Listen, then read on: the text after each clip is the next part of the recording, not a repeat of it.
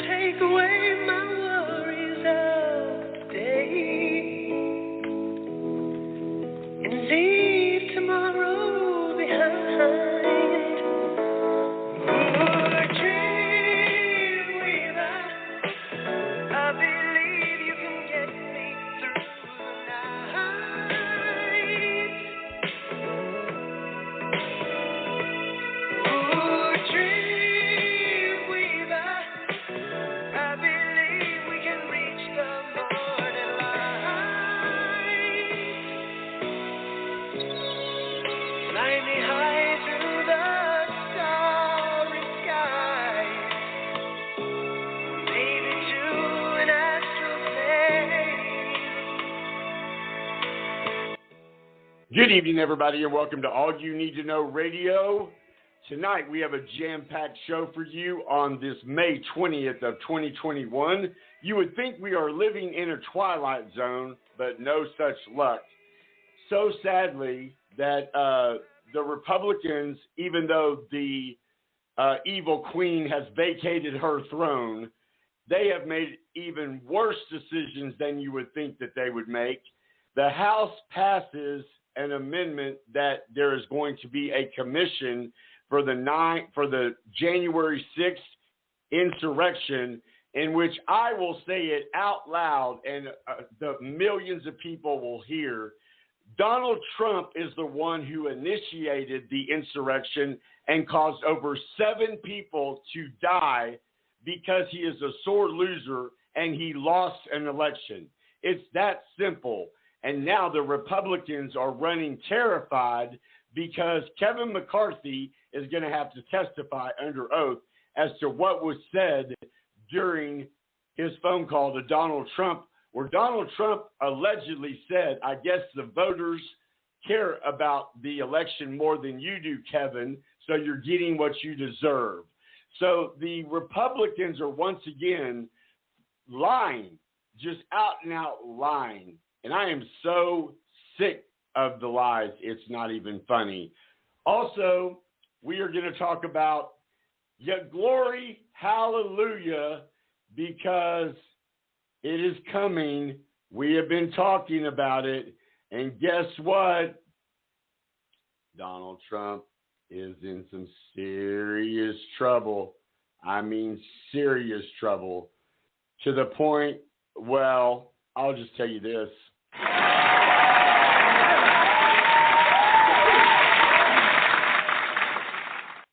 Yes, Donald John Trump, the former president of the United States, is now under criminal investigation. And not just him, his entire family is under investigation by the New York Attorney General's office. We're going to talk about that. Also, we're going to talk about Britney Spears and how the Free Britney movement, Britney Spears has actually asked the judge for a personal meeting with her attorney's not there, her father not there, and there is so much, much more going on. So I think that it's time. Are you ready for it? Can you handle it? I don't know if you can handle it, but we're going to see if you can. As All You Need to Know Radio starts right now. I can't seem to focus and you don't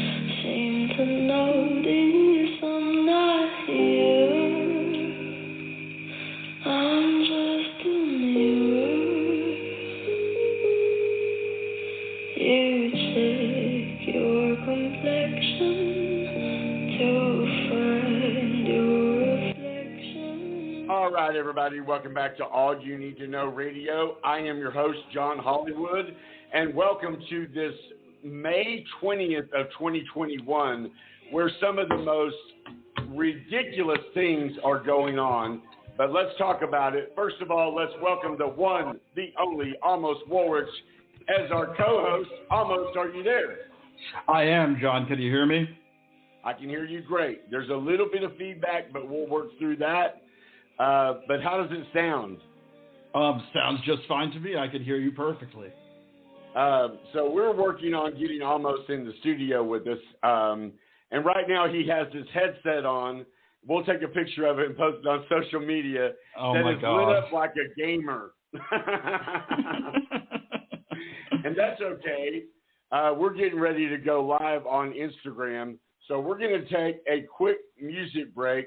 And when we come back, we're going to talk about the spineless, the lying Republicans. I mean, I didn't think it could get this bad, but it has.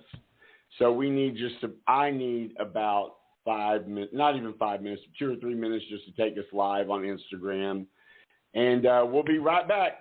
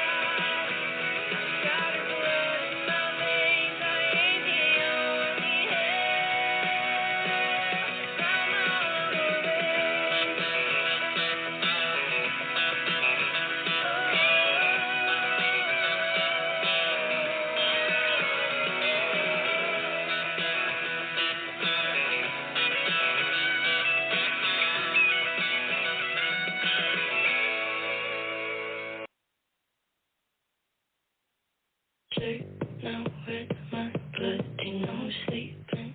Yeah, on your tippy toes, creeping around like no one knows. Think you're so criminal.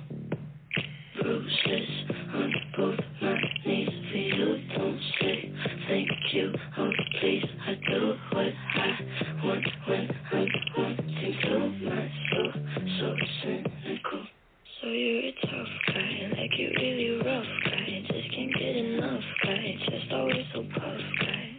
I'm that bad type, make your mama sad type, make your girlfriend mad type, might seduce your dad type.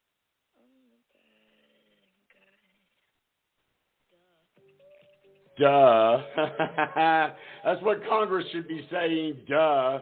Bunch of dumb idiots. We have never had some of the worst people in the country representing us, supposedly. Let's get to it. Almost. Hi, can you hear us? I can hear you perfectly. Can you hear me? I can't hear you. Great.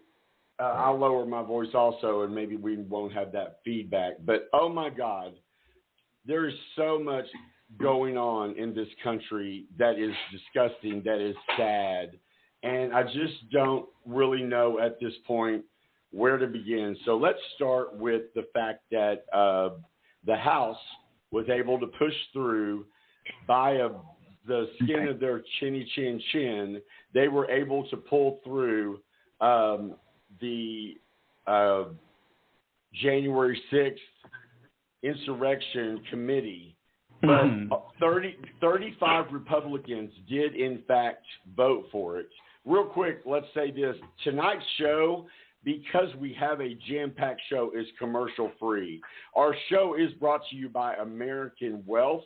We have a lot of exciting things to tell you about that, too. But right now, let's focus on this, that only 35 Republicans voted for, okay, no, we need to go mobile.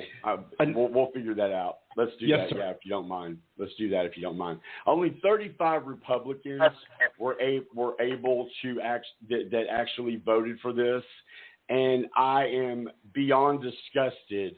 Copperhead, what do you think about this? I mean, 35 Republicans, and most of the Republicans that voted were ones, or that did not vote, were ones that were cowered underneath the underneath in the with Capitol Police with their guns drawn. Okay, so let's talk start about with that. this. I know that we were talking about possibly posting some pictures that showed side by side the people speaking out against this committee and the actual photographs of them during the insurrection, and that would be fascinating to see some of their text, some of their quotes on top of the actual physical pictures of them cowering behind police officers, cowering behind chairs and trying to get away from those people that were coming in, while saying, "Oh, it was just a normal day of any sort of tourist coming into the Capitol." It's black and white contrast that we're having a committee and looking into this. This is just like Pearl Harbor. This is just like World War II. This is just like any other attack that's on American soil. It needs to be investigated and found out the source, and then those who are guilty need to be held accountable. This is not something that we can just let go by. Absolutely, and we have no intentions of letting this go by. I know Almost wants to jump in on this. Almost, you have the floor. Thank you. So the 9/11 Commission is actually a really good comparison to what's going on here. Both of them were a response to a terrorist attack. The difference between the 9/11 Commission and the terrorist attack that occurred on January 6th is that it was domestic and fomented by the Republican Party rather than Al-Qaeda. Make no mistake, they were both terrorist attacks. And the leaders of Al-Qaeda are enemies of the people and the democracy of America. And the people who fomented the terrorist attack on January 6th are also enemies of the people. And so a commission is appropriate. An independent commission with subpoena power is appropriate. But what's going on is the Republicans had initially agreed to a bipartisan commission. And then they reneged. Once it became clear that the Democrats were not going to allow for whataboutism type argumentation in that commission, where it became clear that the Democrats were not going to abide by the Republicans issuing subpoenas to investigate, violence of the Black Lives Matter protests in the commission to investigate what happened to the January 6th attacks, the Republicans reneged on their prior agreement and said, actually, we're not going to support the commission in a bipartisan way, and both McConnell and McCarthy and Scalise, so some top Republican officials in the House and the Senate, signaled their intent a couple of days ago to oppose the creation of a January 6th commission. So I know we've talked about this on this show many times, but this is a fantastic example of the Republicans lying and cheating and being duplicitous, being duplicitous when they say that they want to investigate what happened. What they really want to do is muddy the water. If we really do an investigation so hold of what on a happened, second. I love there's that a word. one second. Almost. I love that word, duplicitous. Can you please explain it? Because I've never heard that word, but I love big words. Yes. So duplicity is basically having two meanings with what you say. And so, can you hear me? The entire wording of it? Yeah. Oh, okay. So something that's okay. Yeah, so someone who is duplicitous, it's like they say one thing, but they actually mean two different things. And it's just a form of lying. I thought that was two-faced. I thought it was a two-faced. That's another way to say it. But the point that I'm trying to make is that if we really do a thorough deep dive and investigation into what happened that led to the events of January 6th and what happened on January 6th itself, in my opinion, and we've talked about this on the show, including almost immediately after it happened, there's a pretty high likelihood that evidence will be discovered that not only did the GOP kind of, and House members in the GOP kind of tacitly support the January 6th insurrection, but they actively supported it by doing things like providing tours to insurrectionists the day before. Yeah, exactly. And guys, hey, real quick, let's listen to the Democrats, because the Democrats did not take this laying down. Listen. How you respond responsibly to what happened 4 months ago, Madam Speaker. Not with deflection or mistruths, but by taking action to protect not only this complex and those who work, serve, and visit here, but to also protect our very democracy. And making sure we never become a country that lets any angry mob decide who the next president will be. Only the voters can do that, Madam Speaker. We need to put the facts on record here, to tell the truth and not spread lies. And the truth is that some on the other side are afraid to do anything around here because they're afraid. Afraid of the truth? Afraid because their leadership doesn't want to offend the ex-president and his big lie? That's all I could think of when I read the minority leader's deeply troubling statement opposing the January 6th Commission.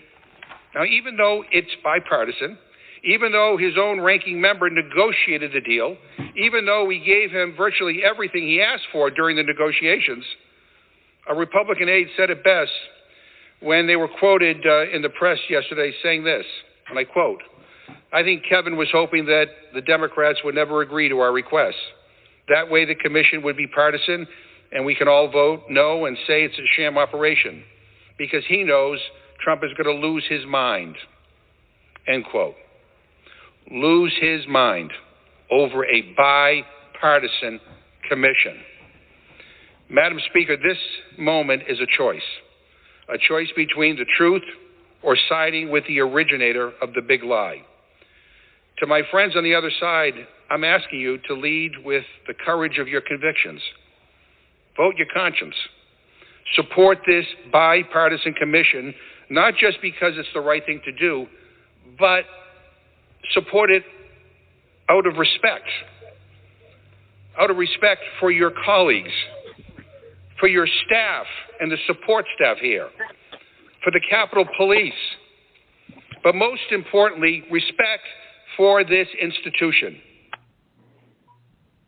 Respect for this institution, I think, is a joke at this point, guys. Don't you? Well, I think it's scary. Yeah, I think it's scary that anytime that you have somebody who is negotiating. Copperhead, we're losing you. Almost go ahead and respond to that because we're losing Copperhead. Sure.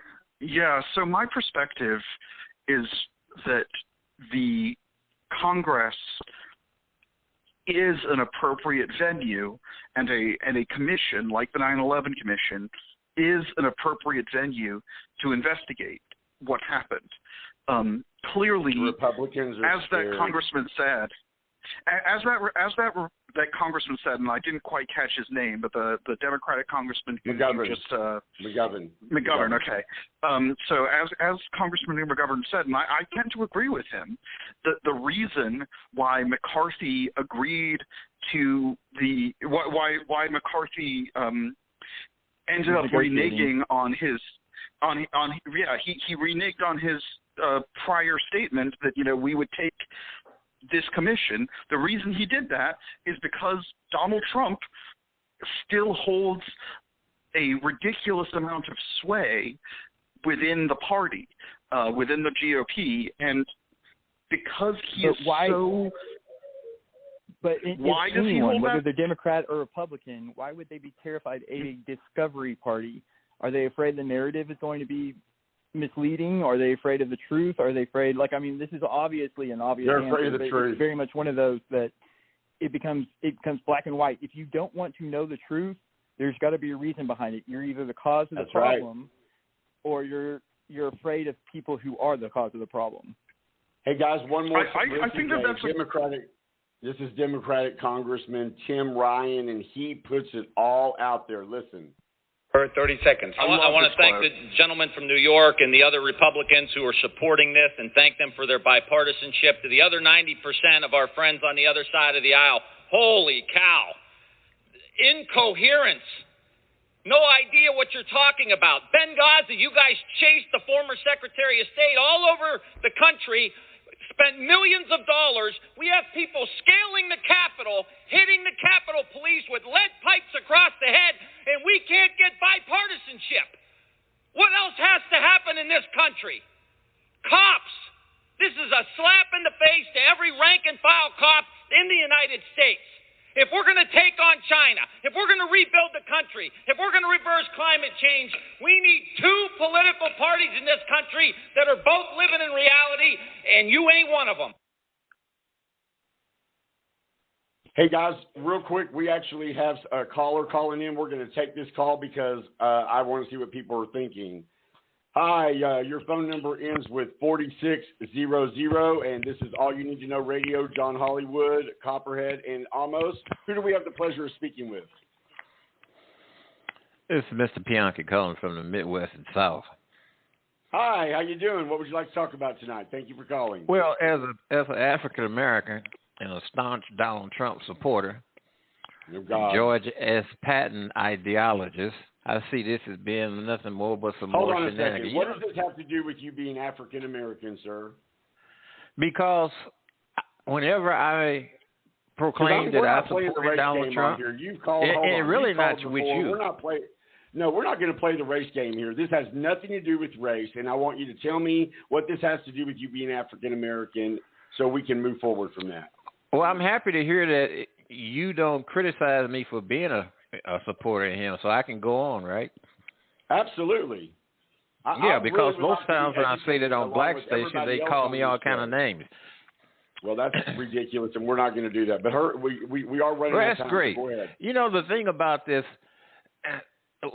march, these protests, and the gathering at the Capitol was well planned.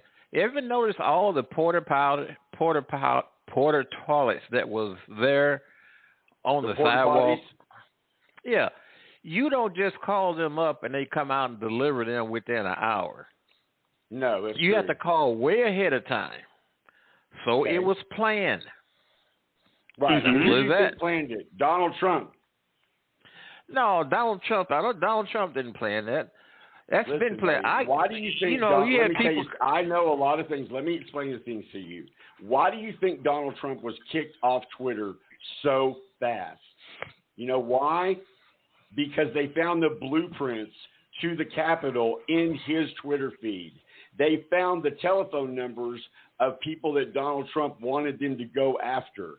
That's why they have pulled him off social media so quickly. You can talk about plans.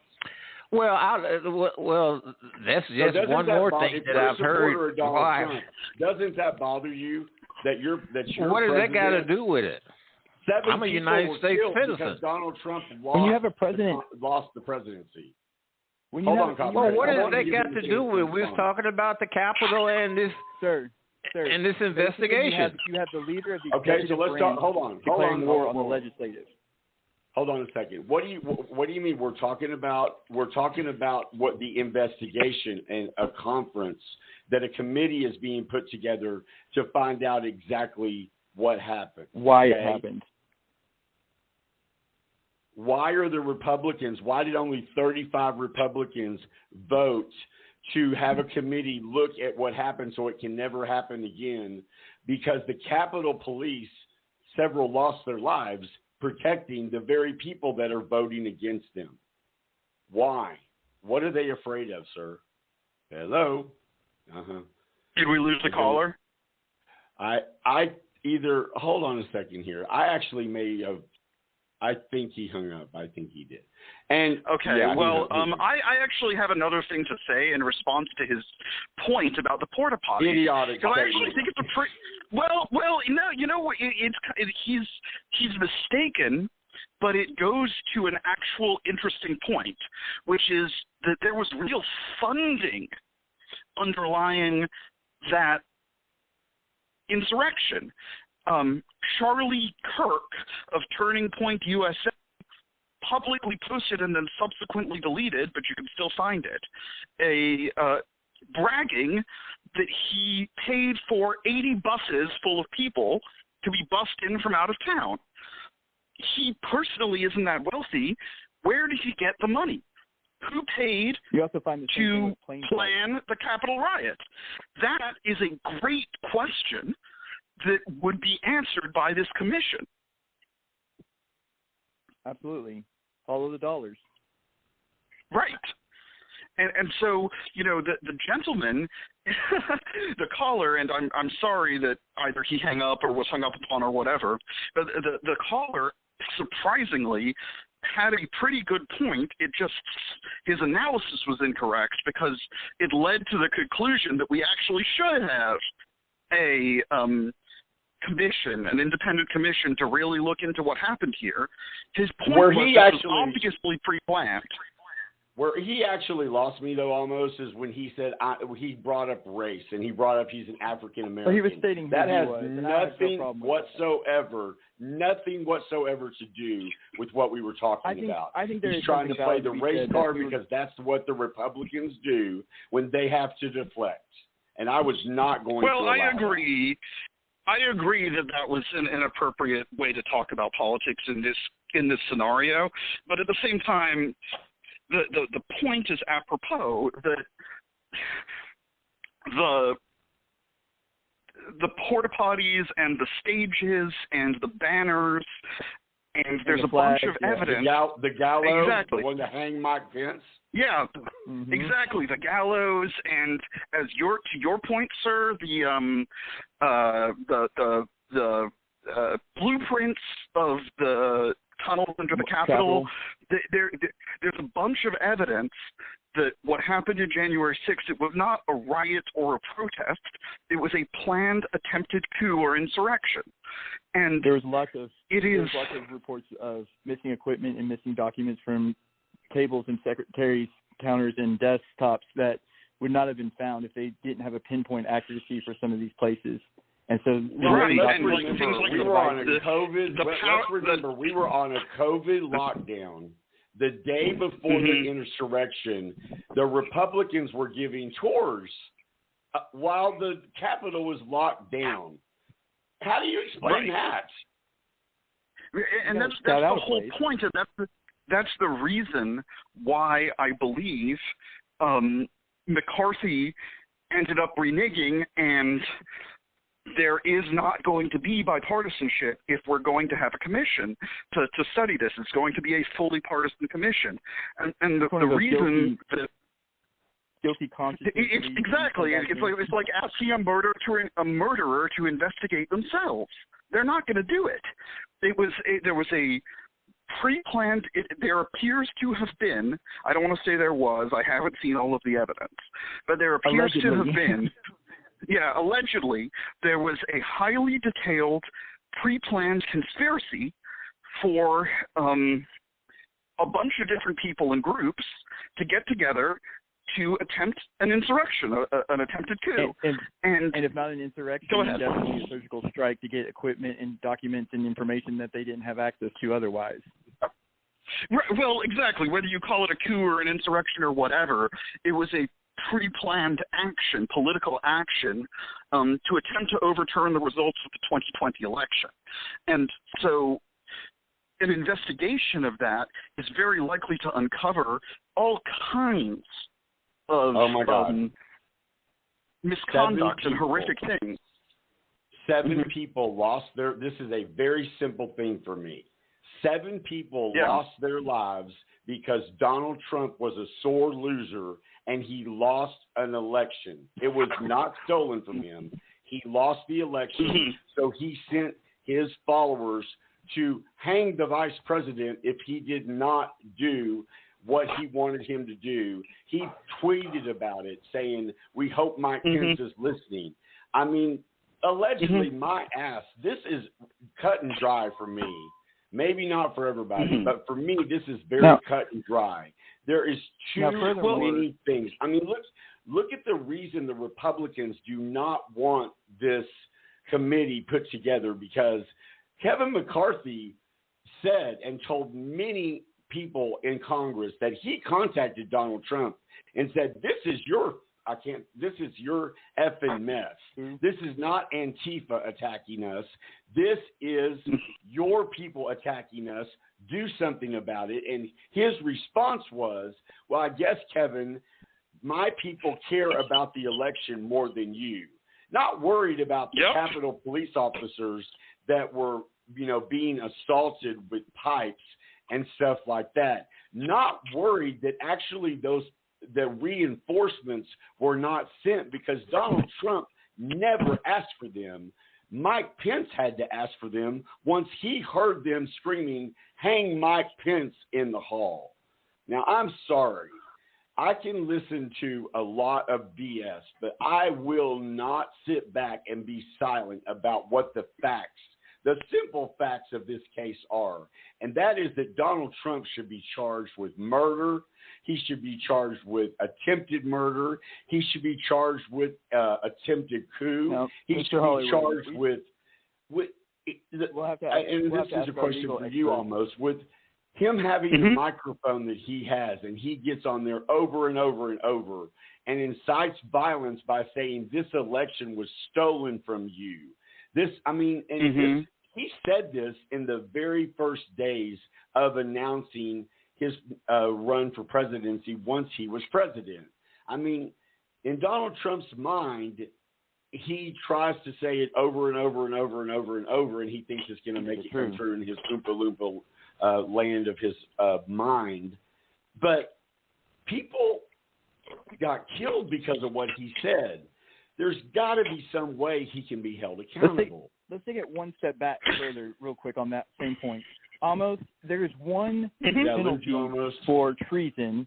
No, I'm here. And there's one penalty for treason that I'm aware of, according to the Constitution of America. Do you know what that is? It's actually the only prescribed criminal penalty in the Constitution, and it is death. And does this seem like, allegedly, if these facts are true, that would fit the bill? The answer to your question, and I know you're not going to like to hear this, but the answer is no. What it is closer to is sedition.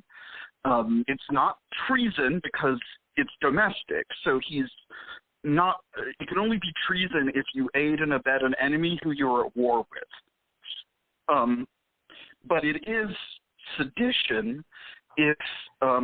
And I'm not an expert in federal criminal law, but my understanding is basically sedition is trying to overthrow the government.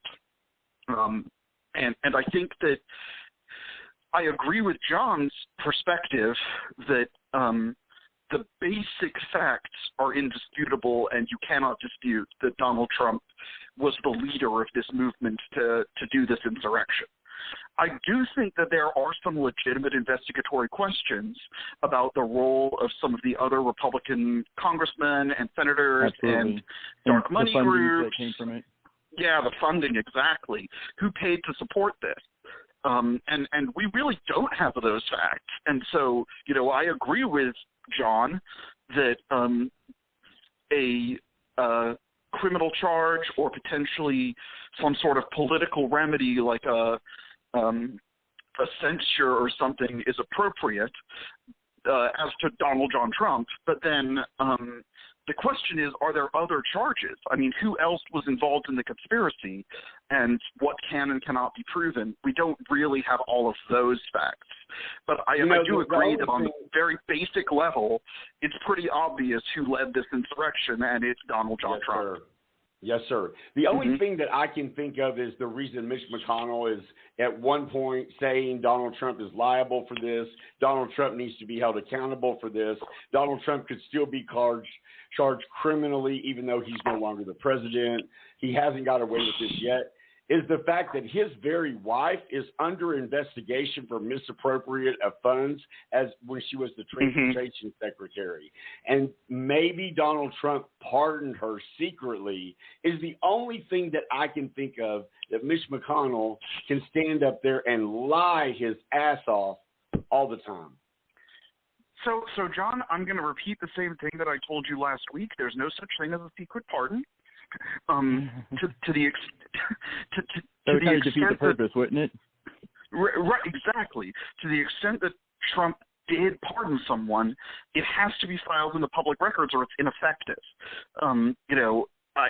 He's did a lot of weird things in the last few days of his office. Apparently, around December 30th of last year, he actually ordered the withdrawal of all U.S. troops from all military bases around the world, and thankfully the military didn't listen to him. But so what I'm trying to say is I wouldn't put it past him to try to do some crazy, corrupt, weird thing like a secret pardon, but my understanding and, detailed legal research on the issue of presidential pardons is not my forte, but my understanding is that the pardon is ineffective if it's not public because you have to file it with the court to get the punishment taken away. That's about it. Exactly. So I hear what you're saying, and I do think that McConnell's corrupt and his wife likely benefited financially greatly because of her role as transportation secretary, but I don't necessarily think it's a secret pardon. What I do think is going on from a political perspective, not policy or the facts of the investigation, but politics, is that the Republicans are worried that if this is a winning political issue for the Democrats, the more the Democrats and the national media talk about the events of January 6th and do a detailed investigation into the events of January 6th, the more likely it is that people who are on the fence or people who are, not that closely paying attention to politics are to understand that the Republican Party really are the bad actors here, and it's not it's not a both sides of the same issue. It's the Democrats are trying to get to the bottom of it. The Republicans are being abusive and not telling the truth. Obstructionist, exactly, and not telling the truth. And but by forcing the Democrats to do this in a partisan way rather than a bipartisan way, I think that Mitch McConnell, Kevin McCarthy, Steve Scalise have made the very cynical political calculation that it benefits their power to obstruct rather than to try to get to the bottom of what occurred. So it's more about it can happen one way or the other. Nancy Pelosi said if the House just has to do it with them, that's what she'll do. Let me read you a letter that was sent anonymously from the Capitol Police, okay? It is very important that this gets out there. So here we go. We members of the United States Capitol Police write this letter to express our profound disappointment with the recent comments from both chambers, the minority leaders expressing no need for a January 6th commission. The brave men and women of the USCP were subject to hours and hours of physical trauma, which has led to months of mental anguish. If you look around the Capitol building, you still see the doors that were broken and the windows that were smashed. And in some cases, missing officers are forced to go through the exact doors that this atrocity happened. And this is a daily reminder of that dreadful day. Can you imagine how betrayed that these Capitol Police officers feel? And I actually posted this. What a disgrace that the Republicans that hid under the desk like cowards while they protected the people that were being attacked or about to be attacked. In some cases, putting their hand on their back, holding them down with their weapon drawn for the first time in the Capitol. I would suggest that the GOP senators get their own protection, because if they find themselves in this situation again, they might not be so lucky. So, meaning the fact that they want them to put themselves in jeopardy, but yet they don't want to support a commission to find out what happened so this doesn't happen again. This is one of the most disgraceful things that has ever happened to our country. And if you can't tell, I'm actually quite pissed about it. What do you think on this, Copperhead? Well, I agree, and I think it's what that Congressman Tim Ryan said. This is a slap in the face to every rank-and-file police officer in America, and I think he was absolutely right, and I completely agree. And yes, I'm pissed, and the listeners should be very, very upset at the Republican Party's duplicity, use that word again, and dissembling, but they're not saying what they really mean. What they really mean is, we're going to get away with it and make it incredibly difficult to investigate what really occurred. And what they're saying is, actually, we need to investigate Black Lives Matter. We need to, investigate the other Antifa. Yeah, which is the whole thing is, it's a sham. What they're trying to do is muddy the waters so that the public doesn't see the clear evidence that the Republican Party supported a coup. I mean, one of the two major political parties is completely out to lunch.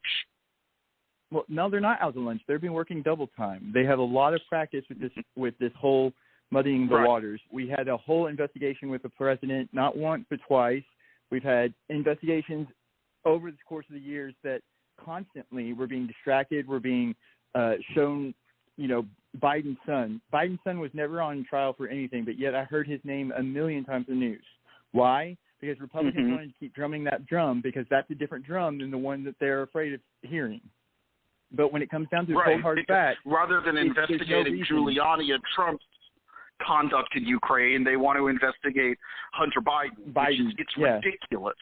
Yeah, which I completely totally agree. different subject matters. And when you have a committee set up for one subject matter, we're not going to try and do a second one. We're not going to try and do Black Lives Matter while we're trying to talk about the January 6th insurrection. Those are two different dates, two different to people.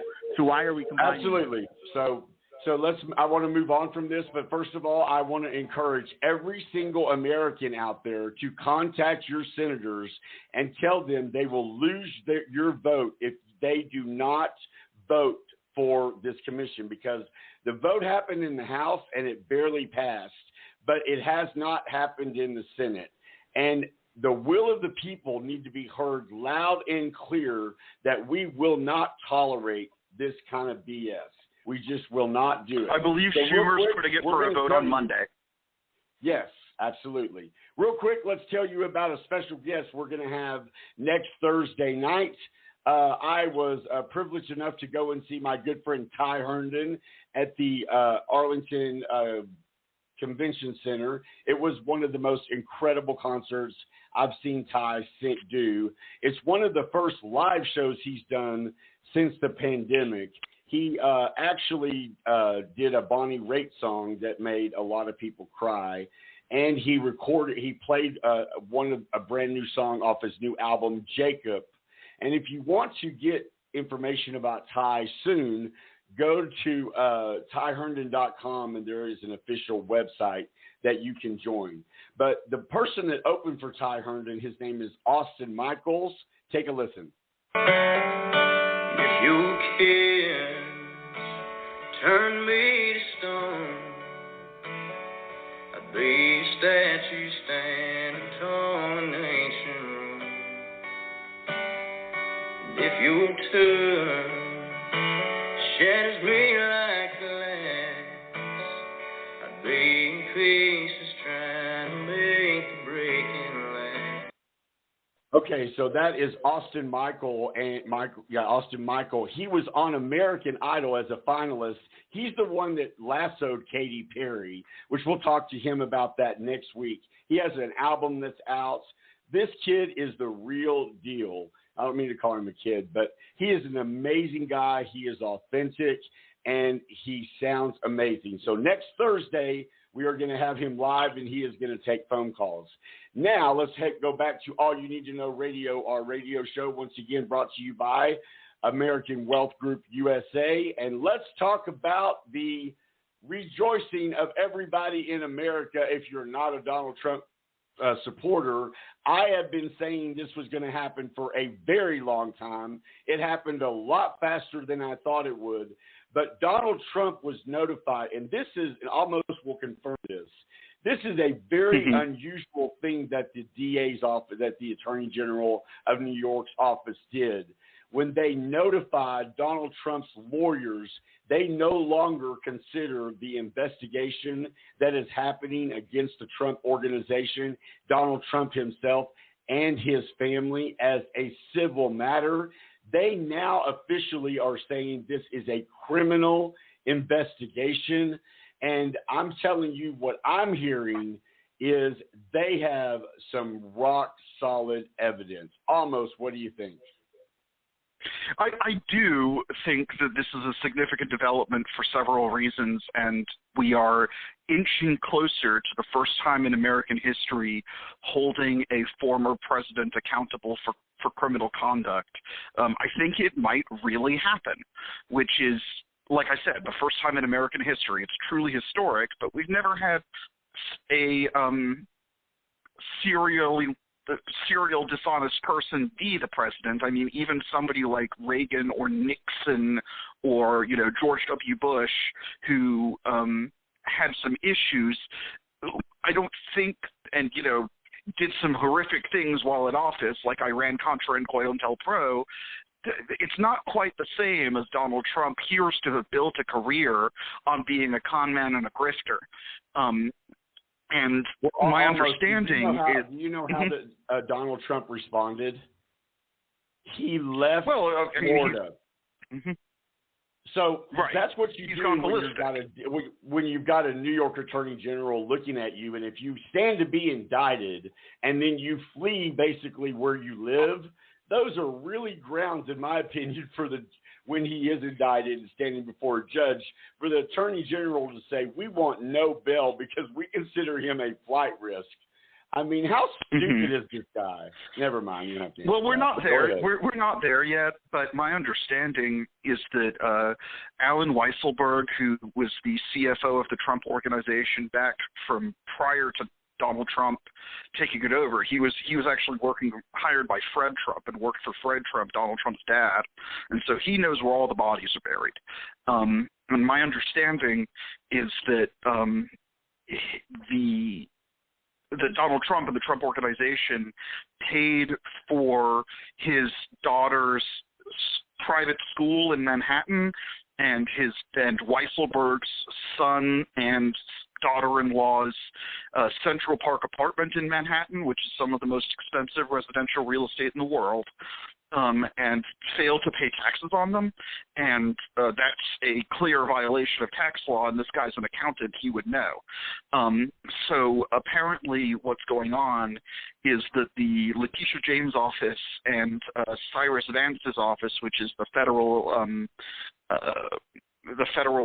counterpart to Letitia James, has a detailed criminal investigation open against Mr. Weisselberg personally, and is trying to use that as pressure to get him to flip and snitch on the Trump Organization.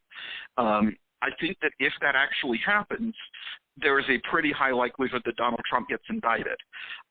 It is possible that Weisselberg will turn into the fall guy, but if he goes to jail, I mean, he's already old. If he goes to jail, it'll be the rest of his life. So that's the kind of thing that would motivate somebody to turn on their former employer. Whether or not he actually does it, I don't know, but it is a significant development that the New York authorities are going after the Trump Organization in a criminal capacity and not merely in a civil capacity for something like misrepresentations on a tax document. There's some more serious underlying misconduct that's being investigated. Exactly the nature of the evidence before the DA is confidential, so I don't have everything. But you can read some public reporting that indicates that they're trying to get Weisselberg, who knows where all the bodies are buried, to flip, and they have some really solid evidence against him that would cause him to flip. That was a lot of words. I hope that made sense. That made 100% sense. Copperhead, you want to comment? Mm-hmm. I think this is definitely a moment in history where, once again, we're looking at how many presidents have we had impeached ever? 40 almost impeached. 4. So we're dealing with something past that now. We're dealing with a president who might be indicted and who might actually be carried as criminal law goes. And I don't think we've ever really had one. Nixon was threatened, but we have never had one in that level. So it's a minority. That's correct. By far, if not something completely unique.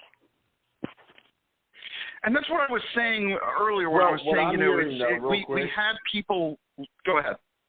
What I'm hearing real quick is that they're looking at Donald Trump turning on his children and making his children the fall people, especially his daughter, because what started this entire investigation in the AG's office, her name on the charity, is the charity, and she signs the checks. So she's responsible for everything. Do you think that he's that awful of a guy that he would turn on his own daughter? I mean, yes. They were there for a reason.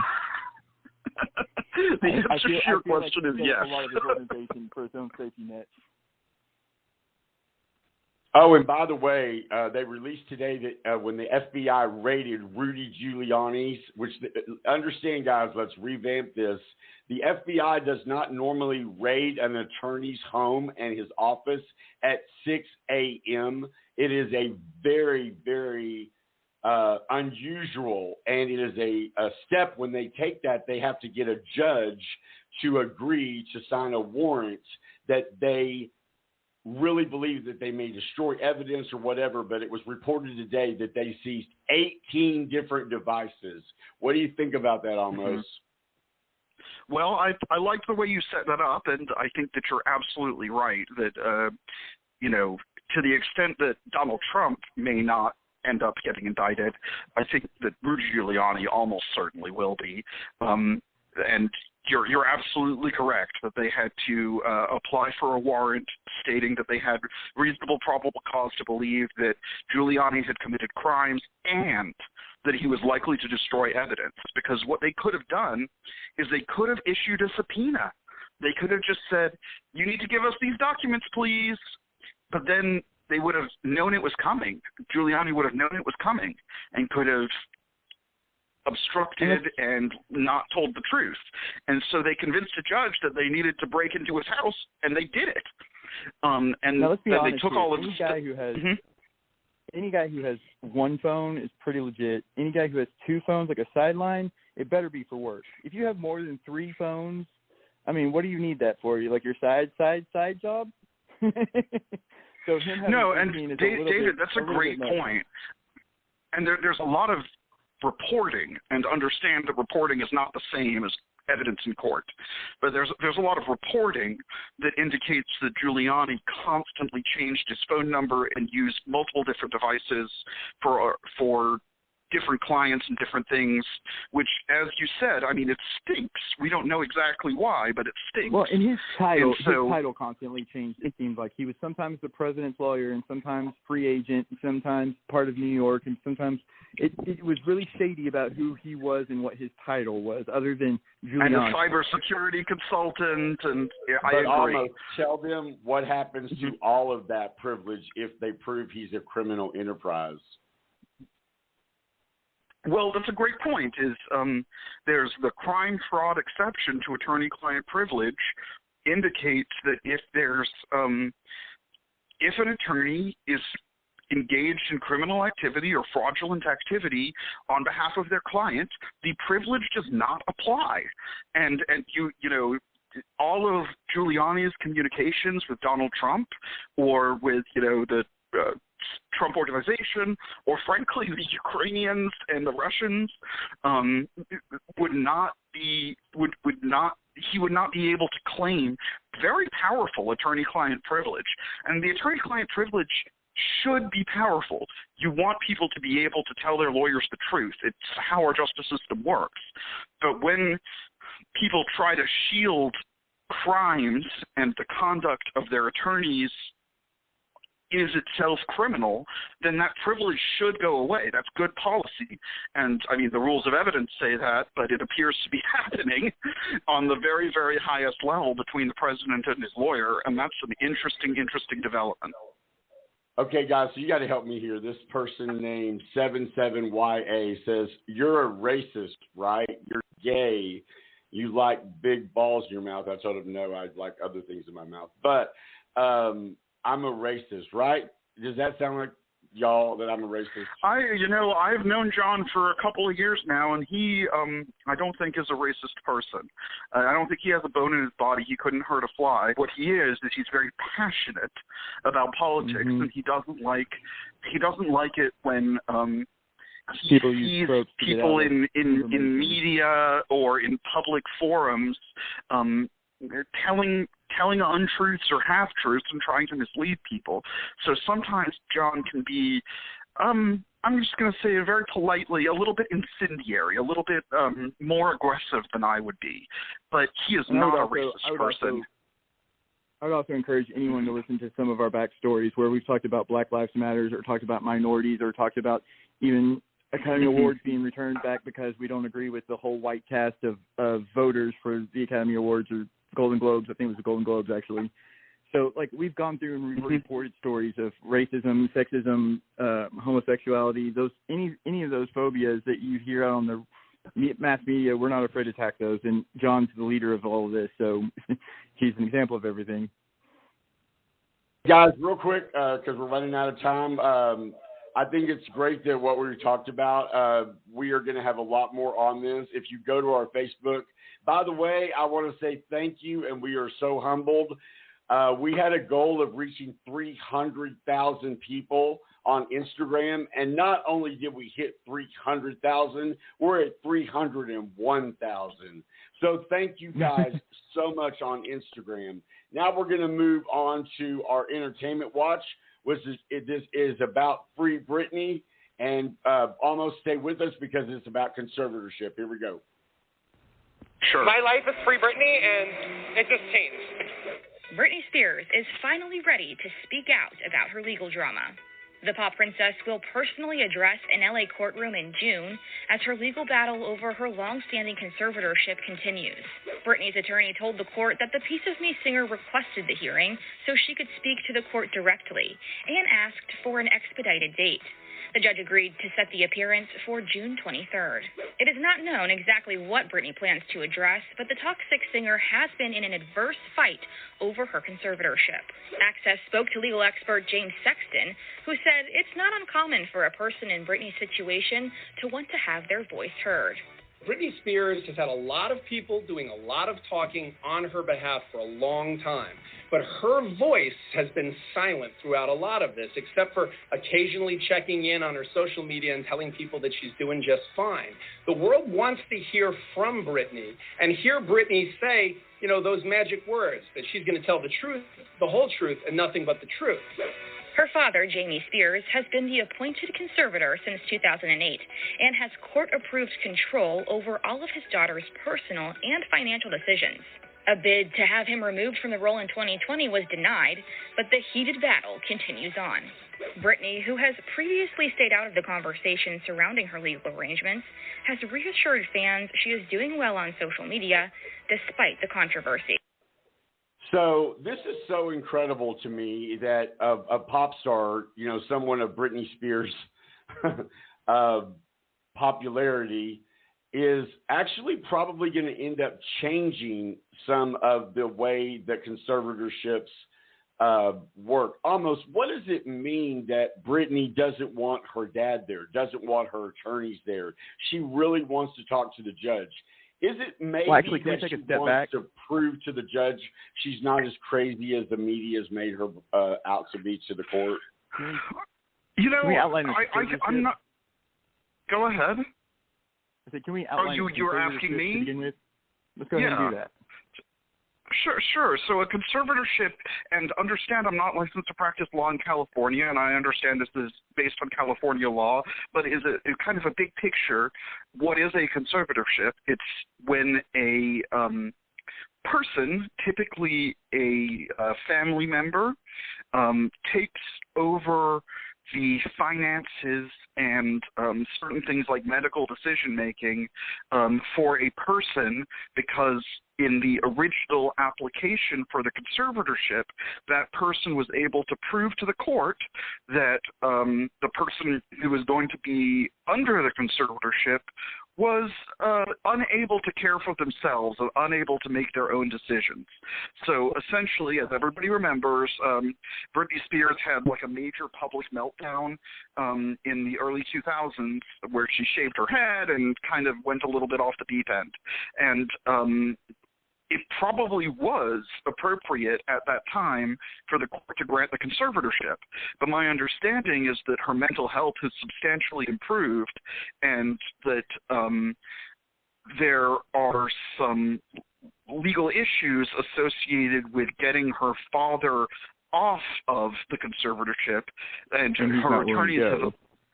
Yeah, exactly. They're fighting about it, and the attorneys are making big fees during the fight. And so I think that what Britney is...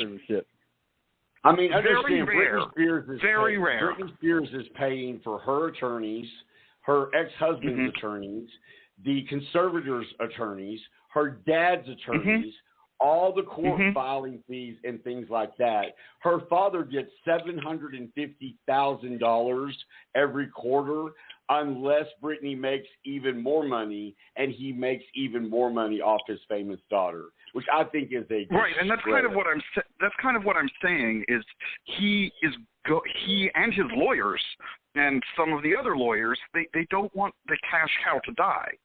So I'm not certain, you know, I'm not in Britney Spears' head, but my thought, if you're asking me to speculate, why is she going to go talk to the judge? What is she going to talk to him about? I think you're absolutely right that she's going to basically try to convince the judge that she's no longer crazy and that she just wants to have control over her own life and her own finances. I'm not precisely sure what that conversation is going to look like, but it certainly would pay to be a fly on the wall because that's going to be a very interesting conversation. Furthermore, I've seen... Hey, Copperhead, you want to say something? Yeah, I think these conservatorships in the past have been set up for the elderly or for mentally handicapped people who honestly can't keep care of themselves or have lost the potential of taking care of themselves. Even people who have had tragic wounds or crashes or that sort of stuff and have lost the mobility or the mental capacity to take care of themselves. So this is not only like a kind of a bad fit for this kind of conservatorship. It seems to me that, yes, she's had her problems, but, I mean, how many different movie actresses, anyone that's in that limelight, and Britney's even higher than most of the stars, have had moments of drug or alcohol abuse or physical abuse or some sort of acting out on some level and never had to go through something like this? Well, I think you're exactly right that it may have been appropriate 10 years ago or 15 years ago or something, but it probably isn't anymore. And I think the point that I was trying to make is that there's just, and that John made with those citations to all the lawyers who were being paid, is that it's just, there's so much money involved here that the adverse parties, the people who are benefiting from the conservatorship, are going to fight to keep it going, and they have been, and they've been successful. There's no ejection button to this. It's not like there was a tour date on this or some sort of like finite. It's just open-ended, and if this goes on for the rest of her life, what would that look like? Right, and you're right. The way it's intentionally set up to be perpetual under the good policy that most of the time, if somebody is infirm or mentally handicapped, or that it makes sense that it would last indefinitely, and then if the person loses their disability, if they become capable of handling their own affairs, then through an attorney they apply, and the court makes a decision. And apparently in 2020, for whatever reason, the court decided that the conservatorship should continue, and I haven't done detailed research into the legal reasoning underlying that, but I'm willing to bet that a bunch of lawyers from all sides convinced the judge that it was just safer to keep it going. And it actually had to do with the fact that she was supposed to turn her kids over to Kevin, and she had a nervous breakdown during that time. And I think that, the court is always going to look out for the good of the child. And when there's two involved also, she was taken out in an ambulance, and she does have a lot of postpartum depression because of Kevin doing those types of things. And I just hope that the court and the judge has some sympathy for the fact that she's been in this almost her entire life, yet she can go on stage and perform in front of millions of people. She can go and tour and perform in front of millions of people. Surely she can do her own life. I mean, that's just my hope. We'll just see what happens. Let's move on. We're about to run out of time to our song pick of the week. Let's see if you've ever heard of this girl. You want a timeless song, I wanna change the game, like modern architecture, John Lautner coming your way. I know you like this beat, 'cause Jeff's been doing the dance.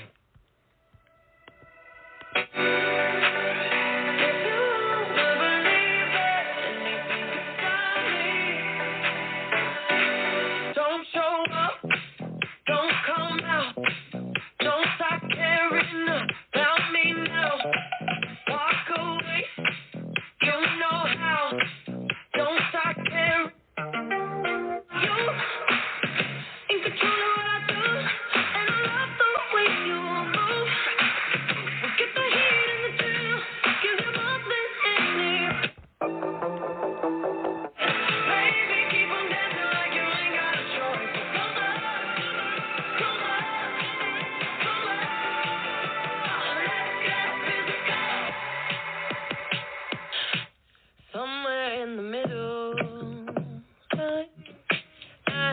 need your hands on me. All right, guys. If you've been living under a rock, then you don't know who this is. But this is my new obsession. This woman sings. She dances. She doesn't lip sync during her shows, and she just won almost every award you can win in Britain. And this are the Brit Awards with if it wasn't her, it was Taylor Swift. So that can tell you who that is. So our song pick of the week is called Levitating, and it is currently number 2 on the charts after 20 weeks out. So everybody is loving this girl. She's beautiful. She's authentic. And I am in love with this girl. And this is All You Need to Know Radio Song Pick of the Week. It's new, it's dangerous, and it's in your face. Take a listen on May 20th, 2021. It's Levitating by DeLupa. If you wanna run away with me, I know a galaxy and I could take you for a ride. I had a premonition that we fell into a rhythm where the music don't stop for life. Glitter in the sky, glitter in my eyes, shining just the way I like. If you're feeling like you need a little bit of company, you met me at the perfect time. You want me, I want you. All right, guys. So that was, what is it again? Come say it. Dua Lipa. Dua Lipa. She is beautiful. I'll say her name however she wants me to. Hi, this is Almost, guys. This is Instagram. Look at all this. It's just crazy. So, guys, that was, one more time? Dua Lipa. Dua Lipa, and she's beautiful. Now our show is going to end, and let's let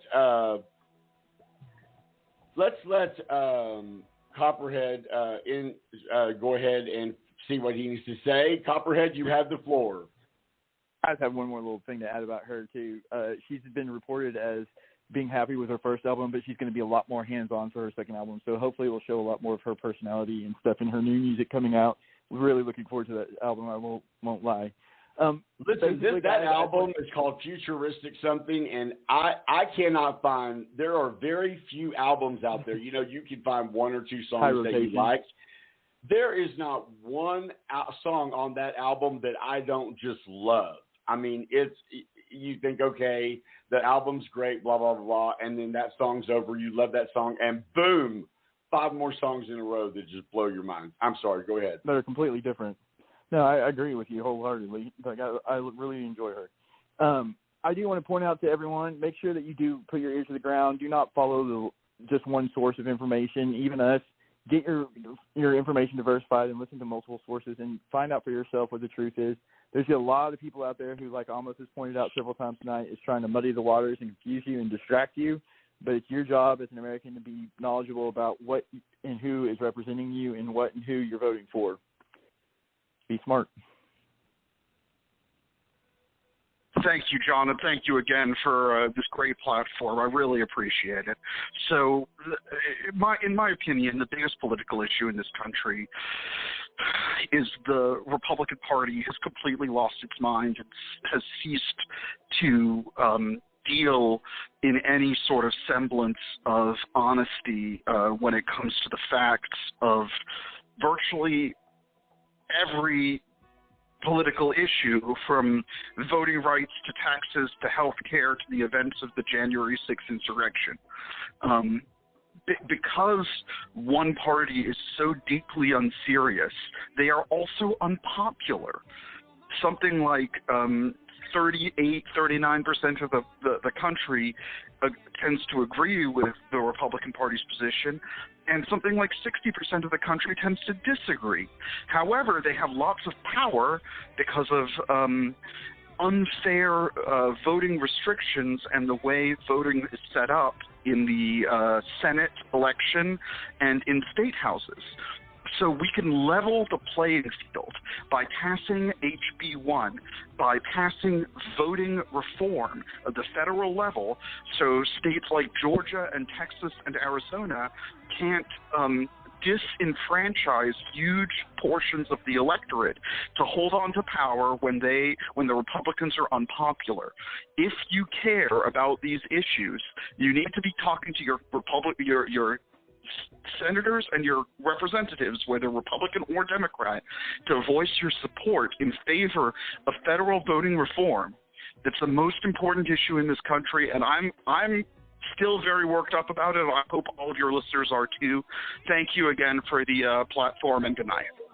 Absolutely. Don't hang up almost. I want you to stay on the line, okay? All right, guys. Yes, so sir. This is John Hollywood. We want to say thank you so much for joining us. We are so humbled that you take your time and you listen to our show. One thing you will find about our show is we are no spin. We are 100% going to give you the facts. They may not be the facts you want to hear, but sadly, that's where this country is. And we need to stop lying to each other about where we are. We need to make sure, we didn't even get to this tonight, everybody needs to call Governor Abbott and tell him he is a moron and he's about to make millions of people even further in poverty because he's getting rid of $300 that we fought so hard and gave up so much to the Republicans to get that in that bill. But we'll deal with that a little bit later. Thank you so much for listening to us. Make sure you follow us on all of our social media. I want to say thank you to Almost Warwards with Warwards and None and to Copperhead for joining us live tonight. I'm John Hollywood, your host. Keep reaching for the stars because that's where it all begins. Never let anyone tell you who to love, how to love, and how to make your dreams come true. I want you, everybody, say goodnight, everybody. Say goodnight, Almost. Good night. Thank you again. All right. Say goodnight, Copperhead. Good night, Copperhead. All right. And good night from All You Need to Know Radio Studios live in Dallas, Texas. Until next week, we'll see you then.